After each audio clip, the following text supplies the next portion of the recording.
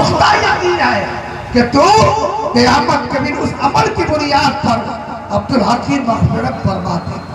और वो अमल ये है कि मैंने तेरे महबूब का मिलाद शरीफ पढ़ा और महफिल मिलाद के आखिर में खड़े होकर तेरे महबूब पर दुरूद और सलाम का गजरा पेश किया है।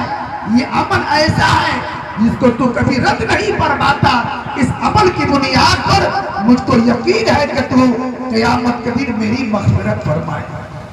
ये हज़रत शेख की गवाही है कि तकरीबन 400 या 450 साल पहले के आलिम दीन है।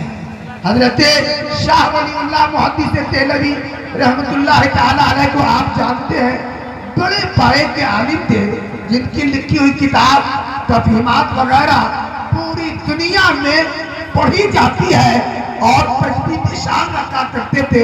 हज़रत शाह वलीउल्लाह उन्होंने अपनी किताब में लिखा फयूज़ुल हरमैन कि मैं हज करने गया और हज के बाद मैं मक्का शरीफ में ठहर गया, यहाँ तक के रबीउल अव्वल शरीफ का महीना आ गया, 12 तारीख आ गई तो मैंने देखा कि अहले मक्का मौलदुन नबी में जाकर सरकार का मिलाद पढ़ रहे।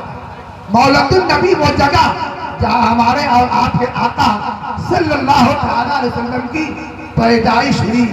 आज से 60-70 साल पहले तक वहाँ मौलदुन नबी का बोर्ड लगा रहता था, मगर नजदियों को उसमें भी आशिकान जाते हैं और वहाँ सलातो सलाम का नजराना पेश करते हैं।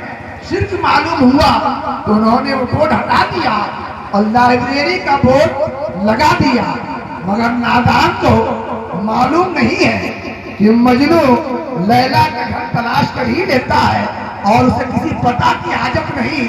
लैला के कदमों की चाप मजनू को उसका पता बता देती है। हर के पता हटा दिया गया, मगर आज भी आशिकाने मुस्तफा सल्लल्लाहु अलैहि वसल्लम मौलदुन नबी तलाश करके वहाँ जाते हैं और अपनी मोहब्बतों का नजराना पेश करते हैं। तो वहाँ उस महफिल मिलाद में मैं भी शरीक हुआ तो मैंने देखा कि आसमान से रहमतों की बारिश हो रही है। तो मैंने गौर किया, मुराक़बा किया तो मुझ पर मुनकशिफ हुआ कि जहाँ रसूलुल्लाह का मिलाद पढ़ा जाता है वहाँ अल्लाह के रहमतों की ऐसे ही बारिश हुआ करती है। ये हज़रत शाह वलीउल्लाह मुहद्दिस देहलवी की गवाही है। उनके वालिद शाह अब्दुल रहीम साहब जिनका वाक़या बड़ा मशहूर है कि हर साल 12 रबीउल अव्वल को मिलाद शरीफ की महफिल मुनक़िद करते थे। एक साल कुछ फतू न हुआ तो घर वालों से कहा घर में कुछ है तो चना हाजिर किया गया, वहीं पर फातिहा पढ़ के तक़सीम करा दिया गया। रात ख्वाब में रसूलुल्लाह तशरीफ लाए, फरमाया अब्दुल रहीम तुम परेशान क्यों हो, तुम्हारा भुना हुआ चना भी मेरी बारगाह में पहुंच गया है।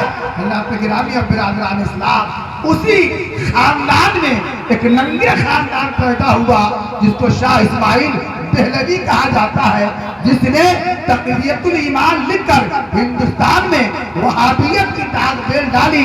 उसी बड़े खानदान का ये नालायक बेटा जिसने मिलाद शरीफ और उसके बाद के कुछ लोगों ने मिलाद शरीफ के हवाले से इनकार किया कि हुजूर के ज़माने में न था, फलां के ज़माने में न था। अर्ज़ करना चाहूँगा अल्लाह ताला ने हुक्म दिया है कि नेमतों के मिलने पर शुक्र अदा करो और चर्चा करो। मुस्तफ़ा जाने रहमत सल्लल्लाहु अलैहि वसल्लम से बढ़कर इस दुनिया में हम मोमिनों के लिए कोई नेमत नहीं है और नेमतों पर खुशियों के इज़हार के लिए किसी दलील की हाजत नहीं पड़ती है।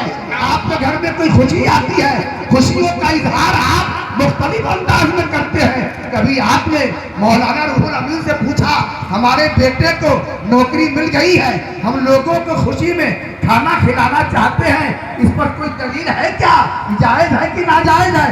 कभी कोई दलील आप पूछते नहीं है। तो खुशियों के इजहार के लिए دلیل کی حاجت نہیں ہوتی ہے. مصطفیٰ سے بڑھ کر اور کون سی نعمت ہے تو ان کے یوم ولادت پر خوشیوں کے اظہار کے لیے کسی دلیل کی حاجت نہیں ہے. جس کے دل میں محبت ہے, محبت فیصلہ کر لیتی ہے کہ خوشیوں کا اظہار اس انداز میں ہونا چاہیے. السلام علیکم. واہ واہ واہ. بزم میلاد سجا دینے کا, ڈرنے کا نہیں.